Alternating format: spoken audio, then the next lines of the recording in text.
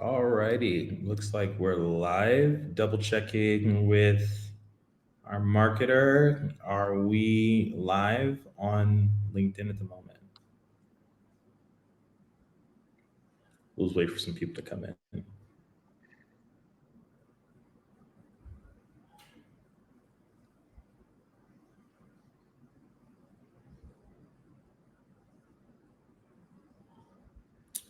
Uh-oh. Yep. In true fashion, we have an issue. Mitra, it says it looks like the event was canceled on LinkedIn. You'll need to create a new live stream or just remove this destination from the live stream and re-add. Okay, we are live apparently. Now it says we're live. Great. As usual, there's always something 2 minutes before. It's happened And this, every time now, and it's a that's all constant right. thing. Just Okay, check it. Just check it already. so we're just making sure that people can get in. Mitra, just keep reassuring me that we are on online and we're live, and then I will get started. Okay. So, Mark, thanks a lot for joining us on this podcast, or I don't know, this live LinkedIn live thing that I'm doing. It's something that I've been experimenting with for the last few months. I've titled it Lead Generation is Dead, considering the industry that I'm in at Consig. What I've tried to do is get some of the best and the brightest from whether that be the sales world, the consultancy world, like people that are out there talking to a lot of companies. And my mission is to have an open conversation, whether that be about lead generation specifically or things related to business and new business acquisition and all those things. Ideally, it's just an open conversation to get your experiences and just kind of going from there. So, to my live group who doesn't know Mark, this is Mark Wills from Transform to Perform, experienced leader in the world of sales, business, connections, and everything. And I'll let you further introduce yourself. Thank you, William. Thank you first of all for the invite. It's a pleasure to be here and lovely to see you as well. Um, so Mark Wills, I'm the CEO and founder of Transform to Perform. We are a boutique consultancy. We specialize in helping businesses accelerate revenue performance, and we do that through training, coaching, and advisory work. We spend time with clients, really helping them develop the capabilities that are going to help them move their performance forward and helping them embed those capabilities in the business such that it becomes something that's permanent rather than transient. Um, just personally, I've been in Southeast Asia for the last 20 years. Business is based in Singapore. Um, and we've been dealing with some really large clients and some big projects um, over the last few years or so, and we've got some great stories to tell about how some of the stuff that we do with those clients has really helped propel them forward from a performance perspective. And I'll just say this last thing. Our big word at Transform to Perform is performance, and so we very much align ourselves where clients want us to with the performance that they are trying to achieve and our assistance in helping them get there. So yeah, that's us, for William. Or that's me. That's a very interesting kind of angle that you're in, and kind of a very niche part, because when you're saying performance of companies, Hmm. more often than not, and this is something that we've been finding, is that we've been trying to be better expectation setters. Because when we Hmm. talk about performance, right, Hmm. industry, we'll have individuals that come to us and their expectation is, $10 million in 3.5 weeks. That's performance for them. Even though they've made probably 10 grand in the last two Mm, years, they would expect 10 million in 3 weeks. mm. How do you work with companies to be able to, one, give them the performance that they're looking for, but two, if it gets too far, like how do you kind of bring them back to expectations, and how do you define success for them in a reality versus, and I don't know if you've even experienced that, where people have really overly delivered expectations of what performance means? Mm. So I mean, first of all, it's always important to manage expectations because everyone wants instant gratification. But I think in the space that I tend to work with, there's an acceptance that developing people's behaviors and capabilities is not an overnight experience or an overnight thing that's going to happen. So setting that context up front, in fact, I think the challenge really from my side is really to get leaders to think beyond just an initial dose of knowledge and skill, and get them to try and think a little bit more long term, in terms of how they sustain the things that that we teach them, that they learn, because when they're sustained and they're well practiced, what you get is good execution or better execution, and that leads to performance. However, right, you have to set a path that measures return on investment. Um, and I can speak about return on investment for a while, but let me just put this into context. Return on investment is a very transient measurement, if you like, because once you're past once you're past sort of what you've actually invested in terms of getting the capabilities, what you're really talking about is long-term sustainable growth. How do you create long-term sustainable growth year on year? And along that journey, what you've got to do in terms of measuring success is you've got to use leading and lagging indicators, and those leading indicators typically are behavioral, William, right? And so they can be, for some of the work that we do, it can be as simple as how many people actually turn up for the training program. Yeah, that's Yep. your first leading indicator. Then how many people then attend the subsequent coaching sessions in support of what they learned, and so on and so forth, right? And then there's a range of leading metrics that we will take clients through, or sort of demonstrate to them that they can measure, simple, not complex, and they change over time.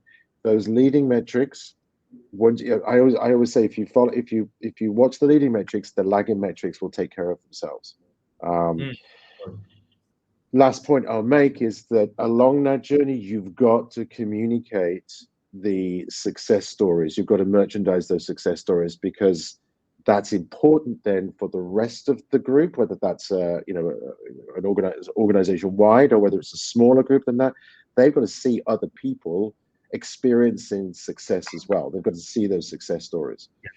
So yeah, everyone wants instant gratification, but I think if you set people on a path that is going to show them incremental movement forward, that starts to keep people sort of, so they can say, okay, I can see the movement here. I can see how the movement's taking place. So let me just pause and just reflect on Yeah. that. No, absolutely. I mean, I actually, that was so good. I actually took some bullet point notes right when you said that. I went, oh, okay, there we go. That is definitely something that I find to be specifically interesting. That when you're setting people on a path to the return on their investment, but also you're combating that instant gratification feeling, right? And sometimes that's a Mm-hmm. tug of war, because you can have people to say, "Yeah, no, I get it. It's a journey. It takes time." Mm. But then you actually get into it, and then you're in a meeting, and it's like, "Well, look, we were expecting this to happen. Let's say still the $10 million in 3 weeks is what I was hoping would happen, even though you might have told them that that won't happen, or that type Mm. of performance is not something that's Mm. very common." It's very interesting how you're able to navigate these companies and their expectations to be able to kind of get them to perform. Mm. Now, how much does your work at Transform to Perform kind of correlate into advising people on, let's say, business development or lead generation, or kind of obtaining new opportunities from, whether that be their sales team, their marketing team, or just the business Mm. overall? Is Mm. is any of that kind of Yeah, there's an overlap. So lead generation and then marketing sort of flowing into lead generation. That's top of the funnel stuff. Yeah. So where I feed into that normally is advice around lead generation and demand generation, but that normally is from existing clients. So a lot of the clients that I work with are big multinationals selling to other organizations, right? So they will have these. This is just one way that we do this, right? They will have these very frequently strategically significant clients, um, and typically speaking, this part of their and I say they, right, many clients that we see and talk to, that management of the client, the relationship management piece, isn't actually done that well, right? There's not and this is a generalization, but there's not enough strategic thinking that goes on in that, right? In terms Right. of how they think through the relationship with the client, because there's three reasons why we want to manage the relationship with the client. Okay, and this feeds directly into lead generation. Number one, we want to create long-term differentiation such that they see us differently. And when I say they Yep. see us differently, the difference between being seen as, say, a vendor, transactional, high influence of competition and a high price sensitivity versus, say, a trusted partner, where we bring more to the table than just our products and services. Yeah. When we differentiate ourselves, we shift that perspective towards trusted partner. Okay. So number one is we create differentiation long term. Number two is that we're able to surface opportunities from the relationship by really getting a deep understanding of what's going on in their world, what's motivating them, what are the trends and trigger events that are sort of shaping their prioritization and decision making. And so we're able to surface those opportunities earlier. And then thirdly, once those opportunities, once we see opportunities, we can get out in front of them sooner, because most of them will be competitive, or at least they've got to demonstrate that they're competitive, right? So for me, there is a really important strategic piece that sits around how we manage the relationship, the account. Some people will call this account management, that flows directly into lead generation, right? So that's some of the work that we do. Now, more tactically, we will then sort of help people build the capability to surface those opportunities as well. So how do you have those kind of conversations with clients? Yeah. What's the discovery skill set, right? Because it's not about walking in there and opening up the laptop and then sort of going through the 40-page Yeah. slide deck, which 20 years, right? still Yeah. does. People still do, right? People still do, and it's about taking time to get to understand what's going on in their world, right? And where can we genuinely help them? And I'll make this last point, and then you can come back and reflect.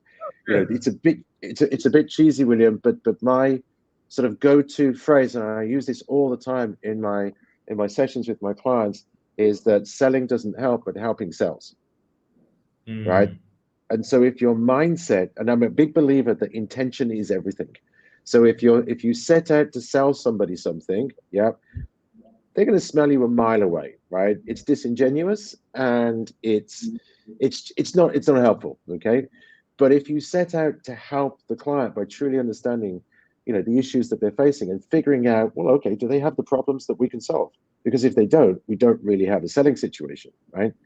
But if they do have the problems we can solve, then we have a conversation and things spring forward from there. So yeah, I mean, That's there's covered a bit there. So that's totally aligned. Every LinkedIn Live that I've done here, this has come up, which is, one of the key talking points tonight is also the concept of, aggressive tactics are not mm, necessarily mm, how sales works. More often than not, people are always assuming that when they hear the word sales, or when they hear the word, a salesperson, that this is an A-type personality, the individual that's going to come in with the flashy tie, super aggressive, and do some magical sales voodoo, and then suddenly money is just going to exit. You're not even going to know how it happened. It's just, you just bought it. And mm, I think these movies like Wolf of Wall Street and stuff like that have really polluted that concept, making people think that's what sales really is. But the mm-hmm, reality, and this is why we have specialists on here who are experts in their field saying the direct opposite, which is if somebody smells a sell, they're going to back away from it. The natural reaction to anybody is you're just trying to sell me. Thus, nothing you're mm, saying is genuine. You're not really trying to figure me out. You're just trying to send me an invoice so I can pay it so you can move on and do the same thing elsewhere. Where that is actually not the case. Everybody is aware of it, and it usually is very ineffective. That's why we always say that like introverts are actually better salespeople because they mm, listen, they're willing to kind of process the conversation and really try to have a genuine connection to see how they can fit, like getting the pain mm, points and like like that, mm, and that's actually leading to another piece, which is, the era of your style of selling, or the era of the style of selling that I also believe in, which is by far the most effective. The genuine connection and the genuine network is actually starting to fall because people are more reliant on current tools. They're more reliant on their sales pitch, let's say, being crafted by Chat GPT, or mm, if in X number of emails, this many people will buy. You can send X number of emails for a meeting. There's nothing wrong with that. mm, But just because you sent 5,000 emails does not mean you're going to get 10 customers. It's not like mm, an algorithm. And, what are your thoughts? Let's say if you were to come to a client, right? And it's a new client mhm, and they have that kind of concept, performance, mhm, ultimately, why would we need this performance concept when we know, even though we haven't really vetted it, but we know that if we send 100,000 sales touches over the course of this year, we know that we're going to get X number of business just because the tool says it. I mean, you look online, the website says send this out, or this podcast, this blog has told us mm, that this is how sales works. How do you educate your client from, let's say, that type of polluted thinking in terms of how mm, performance is done and how to get that connection? mm. Well, I mean, there is a space for transactional sales. I mean, we have to acknowledge, and the way things are going is that as more and more things can go online, as it's easier to buy more things online, then it will become more transactional, right? But there are just some things where it just cannot be transactional and will require human to human involvement, and obviously those things typically tend to be more complex um, in nature from a buying perspective. Um, the metrics are important. The metrics are important. Um, Aggressive tactics in a B2B scenario just don't work. And the reason being is because you have so many decision makers that you've got to get across, typically in a B2B selling situation. And I'll tell you now that the research that's done by um, it used to be CSI Insights. It's now owned by Korn Ferry. And I've tracked this research for the last 10 years or so. Tells us that the average number of decision makers involved in your typical B2B selling situation is 6.7, right? So let's just say seven, right? Round it up to seven. So you've got seven people that you've got to get consensus across.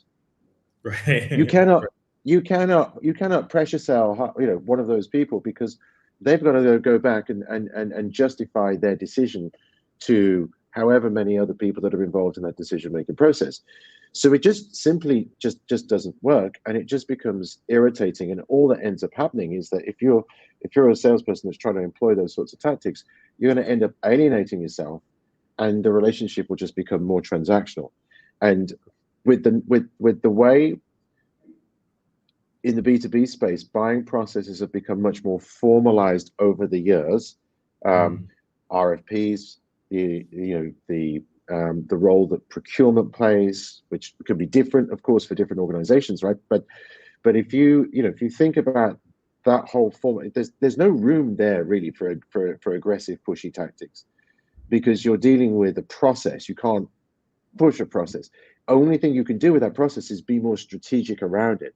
We know how they're going to buy, and if Yep. it's going to go to RFP, question is strategically, right? How do we now start to get in with the key people? And this is where the strategy comes in around opportunity management. How do we get in with those people earlier in their buying process so we can influence more, right? So it becomes much more a game of strategy and influencing rather than tactically pressuring people in the moment. In B2B space, sorry, in B2C, then yes, those tactics are still, prevalent, and whether they work or not, yeah, I mean, they will work in some instances and not others. But in the B2B space, there's not a place for that, I don't think. So, Right.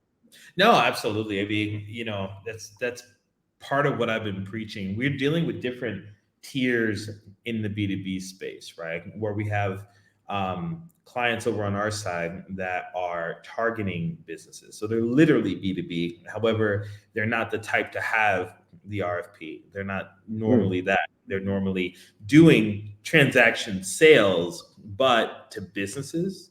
So Yep. effectively, it's B to small b slash C, Mm-hmm. right? Because Yep. ultimately, if you're a software as a service, it's still a transactional sale, right? Yep. If you are a enterprise software, unless you're doing it across, large organizations, large enterprises, it can be a bit of a challenge in terms of the mentality. So the lines kind of get blurred a bit in terms Yeah. of what it is that you're doing and the time that it takes to actually convert something. Um, so if you were to give like some advice on individuals that are like, because I know we have a question kind of in the live, we have a question. It's really interesting. So if you were to give advice on someone going into, let's say, large scale enterprise B2B sales or consultancy or anything like that related to that kind of industry or that trade, what are some of the key things that you think that they would need to know in order to penetrate these large enterprises? Well, okay. I mean, the latter. So I was out running a couple of weeks ago, and I stopped mid-run. I like to spend my time thinking about my business when I'm running, and I had this moment, and this thought came to me. And for somebody who's entering this space for the first time, um, it's all about knowing a methodology, right? Mm, So learn a methodology, and this doesn't necessarily just apply to the world of sales, or it applies to anything that you want to develop a level of domain expertise in. yeah. Um, Sometimes, well, actually, but let me before I go there on that. So, what methodology does is it gives you both the what and the how, but it also gives you depth of knowledge, right? Depth of Right. knowledge. Yeah. People going into sales or living in sales, very often you have to separate the fact what is domain expertise. Yep. So I'm a banker. Okay. I have domain expertise in banking, but there's a separate discipline, and I use this word very, very, very deliberately. There's a separate discipline of sales that we need to learn. Okay. Mhm. And very often, I will get leaders say, "Well, we've got this really experienced bunch of people that are coming, and yes, they're experienced in their domain expertise, but actually, very often, their knowledge from a sales point of view is not as deep as their knowledge in their domain expertise. But the two get confused. So, so that comes back to my original point of learn a methodology, right? That's absolutely the most important thing, particularly around sales, because it is the what and the how. It is the language that you speak, um, and that is always my first thing that I think. And all sales organizations should have a methodology. And I'll be honest with you, and should I say this? Okay, this is going to sound like an idle boast, but throughout my career, I've been fortunate enough to get across 18 different sales methodologies, right? And I'm going to say this, and this will be, an anathema to some organizations. It doesn't matter which one, right? Just pick one and get across it, because many of them do the same thing as the next one. Okay, and that's a bit of a generalization, but pick one, learn it, and then execute with that methodology in mind. There was a second part to your question at the end, William. I'm not sure I answered that. So, No, actually, that kind of covered the whole piece because you kind of answered it mm, with your first mm, piece as well. I'm actually looking at some of these questions. I know there's somebody named Vimal Raval agreed with you. In the current AI era, clients are clever enough to sense if we try to sell anything. So this approach should be solutions based. So I think we're definitely getting some support with some of that space as well. Now you mentioned something about a methodology.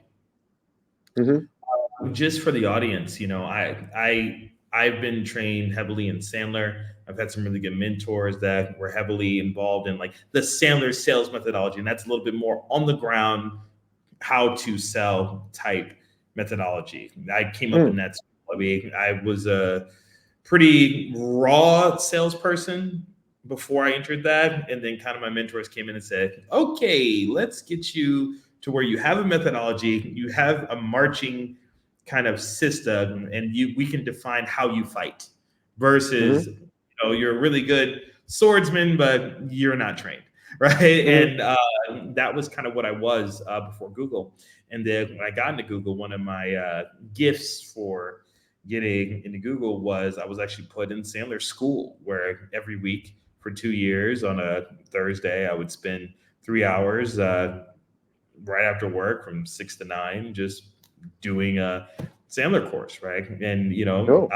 I joke and say that I was brainwashed, but I'm a big believer in methodology, particularly sales methodologies. And I was just curious, when you're saying buy and get into a methodology, have a methodology, are you talking about create your own methodology? Are you talking about sales methodologies? Are you talking about a methodology in which how you would approach business issues? Like just kind of expanding on that a bit. So, I mean, I don't think you need to create a sales methodology because there's enough out there, first of all. And there's enough research-backed stuff um, that, is going to be good enough. So getting across a specific sales methodology in terms of, let's just take for me, there are different parts of a methodology, but let's just take, for instance, a methodology around having a conversation with a client. Mm-hmm. So the important parts of that, and this is where most sales training centers itself, is around that Yep. sort of tactical client engagement piece. There's actually much more to it than that, but let's just focus on that because that's what a lot of people will recognize. So first of all, what do you need to do? You need to be able to have a good discovery conversation. You need to be able to surface needs, and also you need to be able to recognize the different types of needs as and when they're surfaced, and be able to respond appropriately to those different types of needs. Um, and the way however you respond, and there are two types of needs, right? However you respond to those two types of needs will determine whether you're successful or not. And there's research that sits behind that. So first of all, how do I just have a genuine good discovery conversation? There are very specific types of questions that are also more aligned with sales success than others. And so knowing how to ask those questions and fit them into a conversation with a client, and it's non-manipulative, it has to be done in a principled and positive way, but just knowing how to have that discovery conversation, that's a skill. That's a skill set in its own right. And I'm going to go as far as to say as this, and this is my definition of what good sales is. Okay, how good you are at sales is not how you can wax lyrical about your products and services. How good you are at sales is how good you are at asking questions. And so Absolutely. that's first and foremost a foundational skill that all salespeople need to have. Then, if we stay in the same space, which is that space of client engagement, how do you now talk about your services? And we use language like, how do you demonstrate your capabilities in a way that demonstrates your differentiation, right? Mm-hmm. And very often one of the sort of the mistakes we see salespeople go to is they're just going to reel off a bunch of features, and if you're lucky, it's a couple of benefits, right? But there's no Right. real grounding in what the client's trying to achieve. So one of the things that we need to become familiar with is how do we talk about our capabilities in a context that demonstrates the material value to the client, i.e., solves their problem and influences the outcome that they're trying to achieve. And I'll finish on this point. And there's really typically only one of three outcomes, right? Which is, how do you help me reduce costs, improve productivity, or increase top line revenue, right?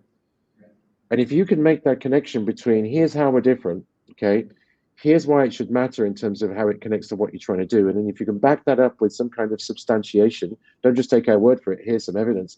That is a very powerful, I call that a dynamic value proposition, right? Because you're Yep. pitching your value, I use the word I don't like there. You're positioning, not pitching. You're positioning your value proposition in a way that's aligned with the issue that the client is trying to solve. So I kind of went on a little bit there, but you can see how now methodology, going back to that original question, methodology becomes so important because you need a known, tried, trusted way of being able to navigate your way through, for instance, a client conversation, such as the one I just illustrated. No, absolutely. And I loved your part just now when you were talking about majority of salespeople, and actually majority of businesses believe you could just rattle off the benefits and the features. And that should, you might score one or two, luckily, but that's not a scalable model. That's not a system to be able to figure out how to actually Yeah. uh, predict whether or not a deal can come in or not. In fact, internally with our team, I do this training where I make this example, and I'm American, so this example is a little bit concerning, but it's the truth. If you were a salesperson, ideally you should behave more like a doctor. Now Mm, imagine going to a doctor's office, and before you said anything, before you said any symptom, anything like that, he says, "Okay, I got morphine, I got Vicodin, I have this, I have penicillin, I have Panadol." He just lists off everything and says, "Which one do you want? This is what I have." That's not a doctor. That's a street pharmacist, and we know what that means, right? yeah, But yeah, yeah, yeah. more often than not, what does a doctor do? Why do you trust a doctor? A doctor sits back, you see the degrees behind the doctor, and they sit back and say, "What's going on?" from a very comfortable space. And as you're highlighting your symptoms, they're okay, let me check. Let me take a look at this. Let me take your temperature. Let me take your Mm, blood pressure real quick. How long has this been an issue? And what have mm, you tried to try to fix something? Have you had tea? Okay, so mm, every time you can you cough for me? All this is mm. happening in a doctor's office because what that doctor is doing is trying to evaluate how that doctor's solution can come and fix, right? Yep. So and more often than not, I mean, we trust doctors to inject fluids into our veins, right? And the reason why we probably trust them is because they do this process, right? No, And that process is comfortable for us.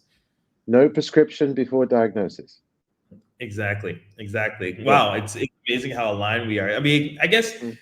I have to ask, what's your history in this? How did you get this level of knowledge? Like what's your background in terms of this? And what are some of the pieces that you find to be, the key points for you to have this type of Yeah. on the Okay. So so so I've been in sales literally all my career. I've fallen in and out of love of sales, um, but I really found my niche about 10 years ago when I started my practice and learned methodology, um, and really started to understand how methodology changed the way I think.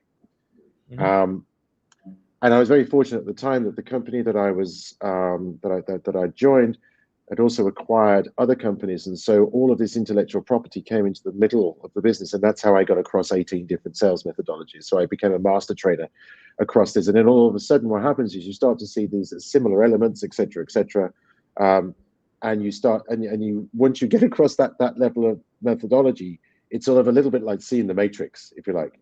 Yeah. So the way I would put it is, I got it. Right, I Mm. got it, and I fully understood it. I think an epiphany moment for me was, in a sales leadership role that I held in Kuala Lumpur, which is, as I mentioned, which is where I am at the moment in a hotel. Long story short, it was an ailing business, um, and I was very unconsciously competent when I did this. So essentially, I had about 150 salespeople.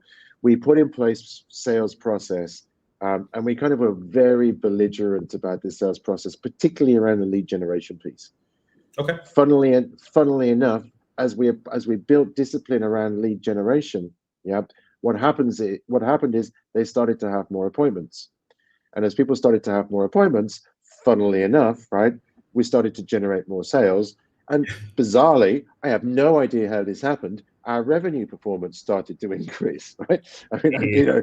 yeah, I'm being overly facetious, but here's what I saw. Here's the moment, the epiphany moment for me, right? Was that people just didn't want to do this at the start. They didn't want the discipline, right? I had people leave. I had some fairly difficult decisions, right? And I had to make some decisions along that journey to to um, to stick with what I believed in, even though it was kind of I was unconsciously confident. It was just follow the process, follow the process. Yep. And and I only know this retrospectively from applying what I've learned now back to that situation. What happened is we got over a hump, right? And this Mm. hump is that whole change management curve. And once we were over that, what happened was performance started to increase, and that performance hit their pockets. People Wow. started to buy new things. Okay. And I would get people send me photos of them. I've still got these photos, by the way, of them in the Omega shop. And I remember this one individual showing me the watch he was buying, and underneath it said, "You told me never to buy a fake." Right. And so all of a sudden I connected this difference in lifestyle that you can create for people, which they were not aware of and you were not aware, I was not aware of at the same time, but we Yep. just kind of went there, right? And I Interesting. left, I exited that business. And when I exited the business, it was quite emotional and whatever. And 6 months later, the people who owned the business phoned me up and just said it was Christmas. They said we just want to say Happy Christmas, and we just want to say the business is still running, going from strength to strength, right? And I didn't know how to take that comment. I was like, well, okay, I thought I was the magician, right? And now I've left, and they're still doing it. But here's what happened, right? What happened is we shifted their behaviors to the extent that what they were doing just became behavioral, and that their connection between their behaviors and success had become so embedded. It's just the way for them, right? That's just the way. That was the moment for me, sort of retrospectively connecting that to what I've learned now. Yeah, in that that's what you can actually do for people. But the That's leadership, yeah, the leadership's got to be prepared to go on that journey. So that's a key one as well, right? Whether or not everybody's aligned on understanding that that is a journey and that that would take time. You know, I have a question. I mean, when it comes to methodologies, when it comes to implementing these things, you're a very dynamic person. You will take concepts and you internalize them. And you mentioned you came up with concepts with your business on a run.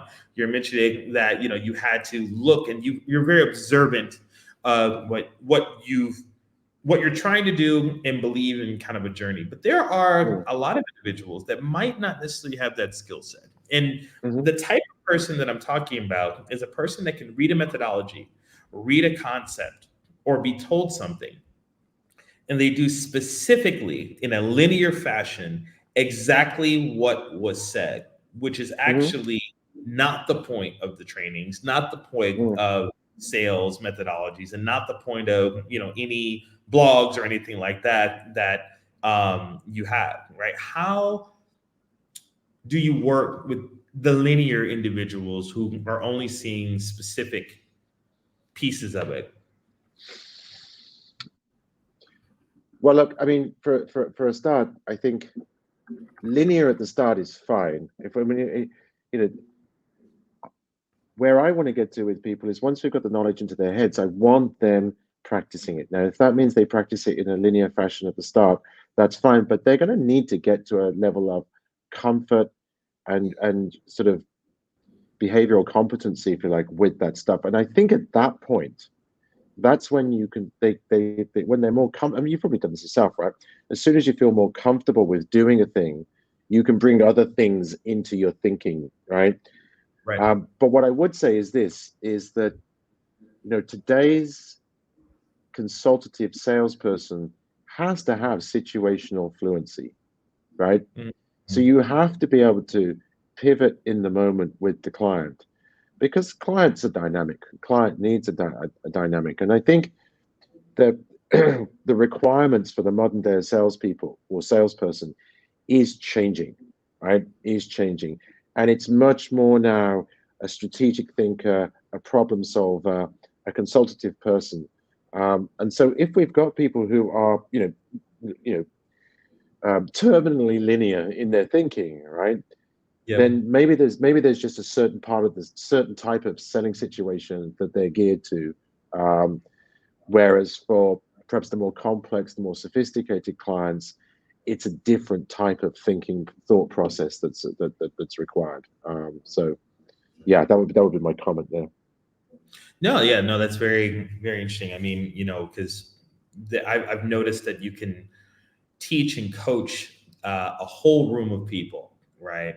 And then you have a conversation with them a day after, and it's shocking how this person captured this piece of it, this person captured a totally different piece of it. It's kind of the painting analogy, right? Where three people can look at a painting, and one person's looking at the outline, the other person's looking at how beautiful the frame is, the next person looked at what type of paint Hmm. you using, and all three people have different answers based on understanding the whole what they like the most and what's the most compelling about this particular Hmm. art piece, right? Yeah. And that's something that I've noticed to be very common when you're working with clients, whatever. Sometimes the words don't hit; they're not catching what if you're saying something like ROI, they're pulling up the blog in terms of this is how you're doing that, because they're looking at things very linear, and kind of taking them on that journey or getting them to board your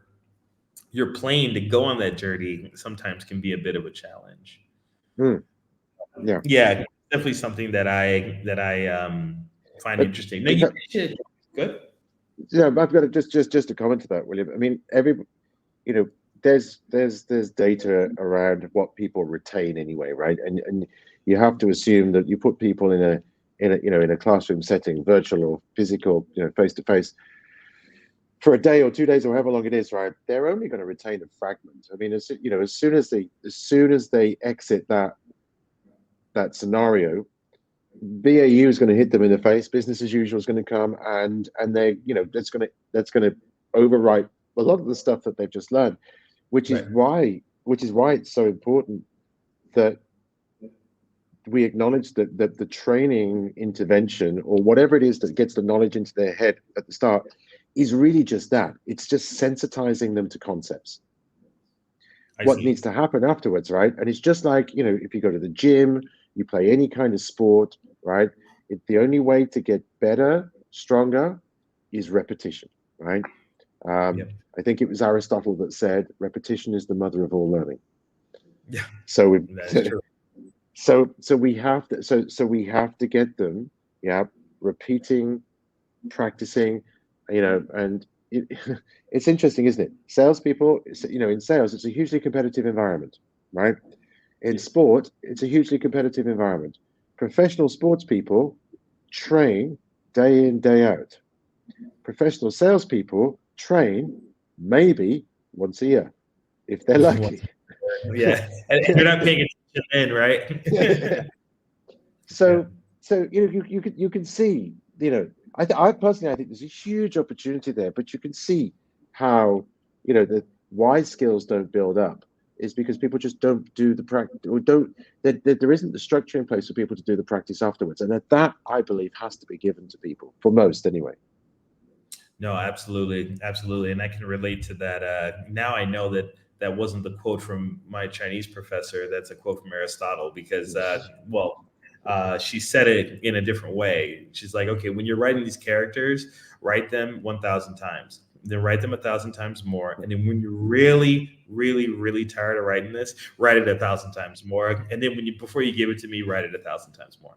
Yeah, And those moments where you're like, this is insane. And as you're sitting there writing it a bunch of times, and then at the end, when you're taking your final exam, you just wake up and you just write it. You're like, oh wow, like I can't believe that happened. So yeah, I yeah. definitely get a language perspective, but I love that point that you made about professional athletes train day in day out, and salespeople train once a quarter. You're saying once a year, and I think that that is a key factor because I have a theory. I have a theory why that is.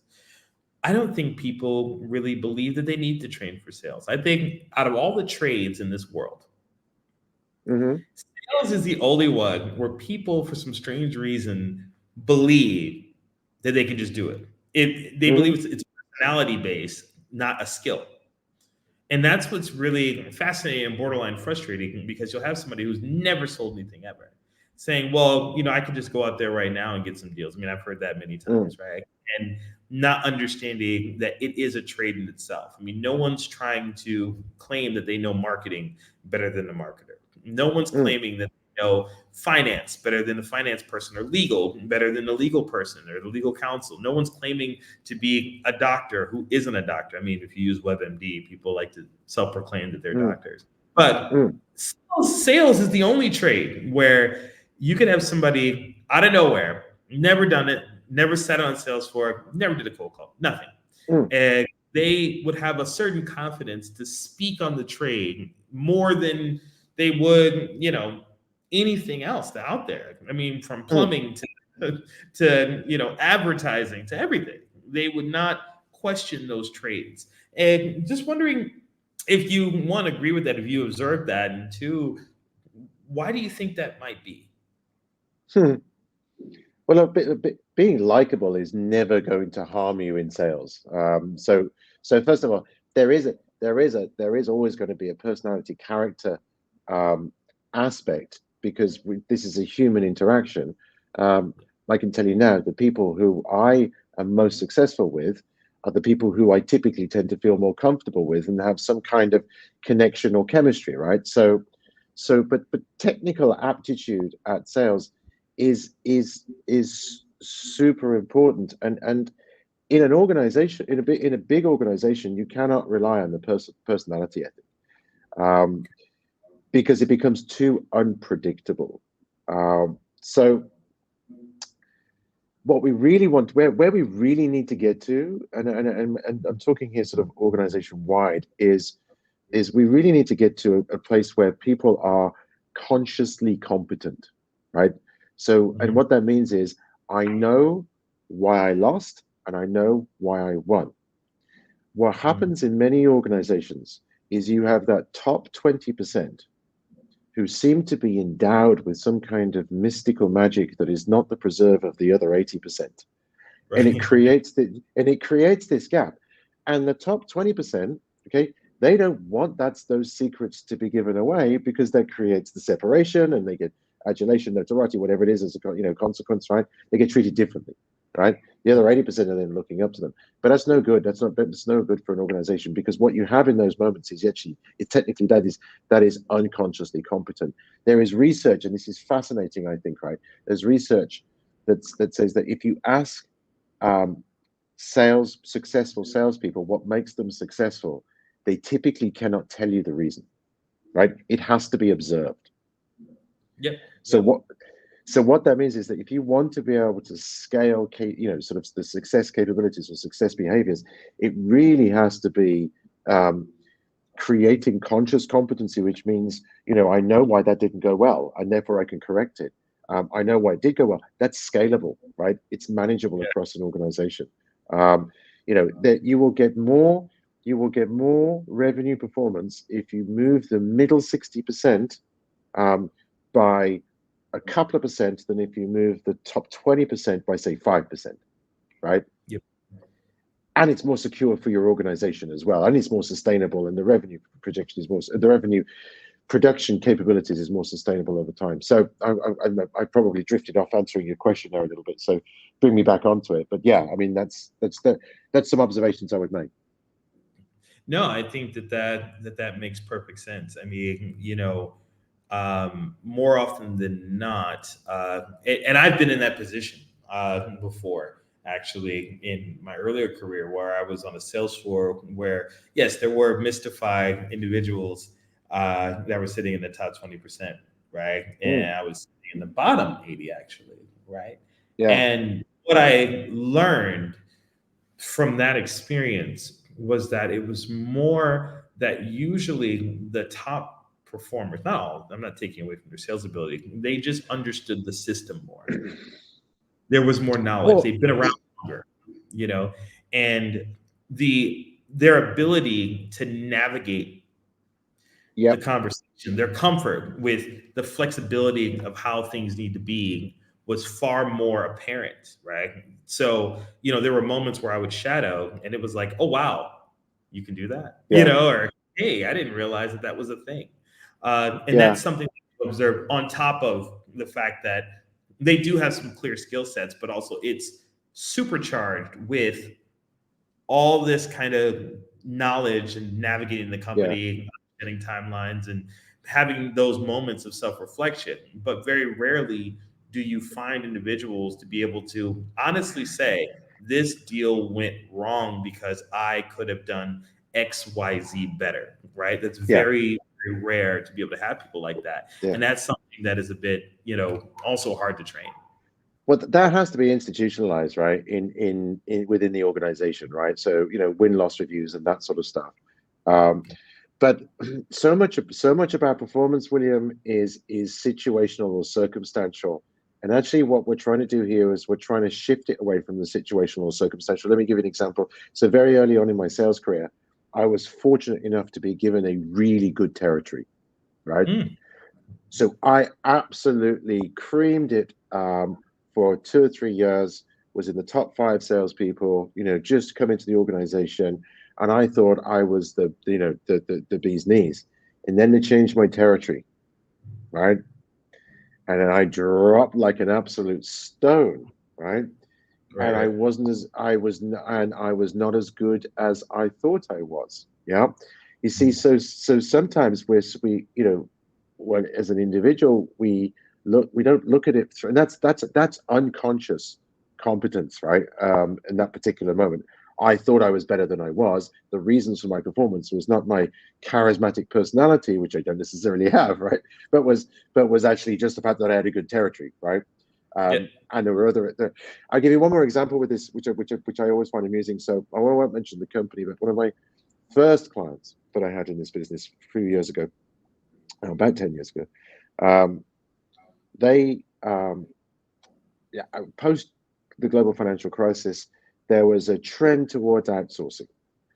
So there were four sales guys in this it's a huge organization, but there were four major sales guys in a particular region, um, and they were euphemistically known as the sales gods.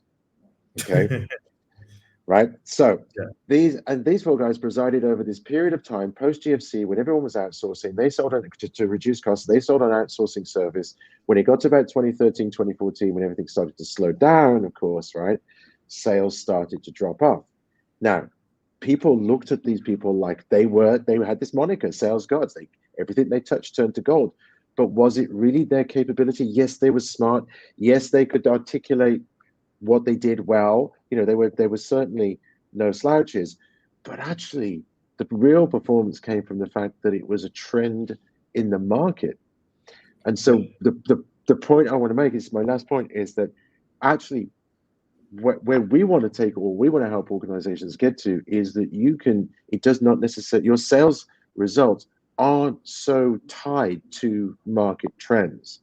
They're tied to your genuine ability to be able to produce the revenue by virtue of the capabilities your people have. Yeah.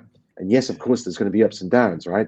But I think a lot of performance is masked by circumstance and situation. And not true capability. And that might be a little bit controversial for some people. I don't know. No, I can relate. I mean, we grew, we almost tripled in size during COVID. We're an Mm, outsourced sales organization. right, We there we go. thought there'd be no way that that could possibly happen for a company going into COVID that's doing outsourcing and sales and things like that. That's But what down. That was down to your charismatic personality, William. Let's not hide behind that fact. I wish, I have a face for radio. But one thing that I noticed was that companies were surprised. They were so accustomed to inbound opportunities. They were so accustomed to just raking away cash, getting large investor dollars, and not really delivering any sales. Like just Mm, assuming, okay, well, eventually the market is going to give us these based on the projections that we see. The market is actually going to give us revenue by, mm, and it could be like July 2019, right? mm. No, our forecast says that mid 2020 we're going to be sitting at X number, and here's the trajectory. Then COVID hits, Yeah, everything's locked down. yeah, And what's fascinating is that business actually didn't stop, but so many companies were unaware actually how to sell, nor do they really invest in their people and develop their people over a prolonged period of time to actually be able to go out there and present the product. I The mean, emperor's there's clothes. a VP of sales for a very famous company, I won't say the name, who didn't even, you won't even believe this, didn't even know what a CRM was. Yeah, You and know, I mean, yeah, the tide went out, and it left people, those people who were just farming the low-hanging fruit, right? It left them uncovered, right? I mean, their capabilities was more based on the fact that it was trend-driven, situational circumstance-driven, rather than their capability. That's exactly the point, right? yeah, Now, don't get me wrong, taking advantage of those upswings in the market, right? That's good strategy, and it's not. The question is, how do you sustain when the market trends aren't necessarily in your favor or they're neutral? And that's really when you dig into, the need for your capabilities. Smart leaders prepare when the going is good, right? yeah, Um, there are many leaders that would, no, let me put this a different way, right? But there would be many people that would be reactive to that situation, right? And go, crikey, what's happening? Um, we need to do something, right? We need to change the way we operate. And so that's, you had all these courses that would spring up about virtual sales and all of that sort of stuff, right? And they were very popular. Why? Because now they're in a new selling dynamic, a new selling paradigm, right? And I would hear things like, well, we can't have those sort of little chats by the elevator and all that sort of stuff, right? Which is, yeah, it's okay, right? I get it, but that's not the difference. But you're going to get a little bit of information and stuff like that, right? Which is going to help you, but that's not the difference between success and failure, right? right. Not sorry, being disciplined and having a sales discipline through a methodology, that's going to make you successful, right? Not and as an organization, yes, but as an individual, that's something you carry with you to from one company to the next, if that's what you do. It's your So martial art. yeah, it's your mind. Exactly. So, That's the best analogy. black belt in jujitsu. It doesn't matter where you are in a ring or a dojo or on the street somewhere. You had a black belt in jujitsu. Correct. So it's gonna Yeah. be you are effective, right? I'm a big boxing fan, and I follow Floyd Mayweather, and I remember Mm. this must be 10 years ago. I think he was fighting Canelo Alvarez, right? And one of the most Mm. profound things, and I thought it was great. People were saying, "Well, Canelo's bigger, he's so much faster," and you have Floyd Mayweather undefeated, sitting back at his mansion, just like getting a head massage, and he goes, I am a boxer. I know how to fight.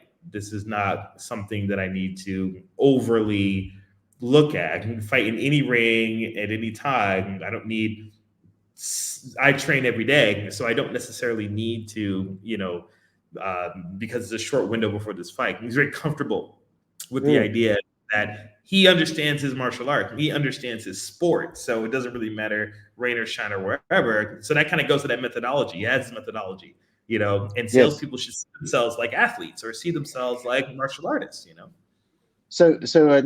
Floyd Mayweather and all of those other people that sit at that level of mastery Mhm. in their domain expertise, but they are at a level of mastery where they can feel comfort in their knowledge and have confidence because of the results that they've got behind them.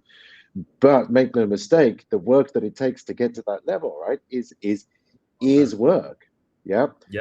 And you could even, I would imagine that if you know boxing, I don't know boxing that well, but you could describe that process of developing whatever it is you need to do in boxing, understanding the different types of punches and the movements and all that sort of stuff. That's a methodology.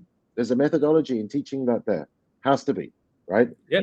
That Of course. methodology gives you depth of knowledge, right? And that's that. I mean, again, if I know I'm sort of restating my own point here, but if there's one thing I'm going to suggest to anybody, I did it when I stopped when I said when I was running earlier on.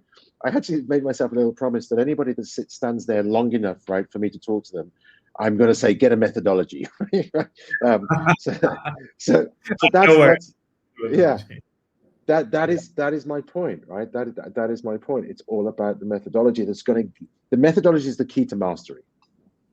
That is one of the best pieces for us to end on. I mean, and I definitely agree with that. And getting a methodology, trying to instill methodologies so that you can really start building your martial art. That's going to be more important than one particular role or one particular cell. You know, if you have your methodology, you know where you are kind of in the process.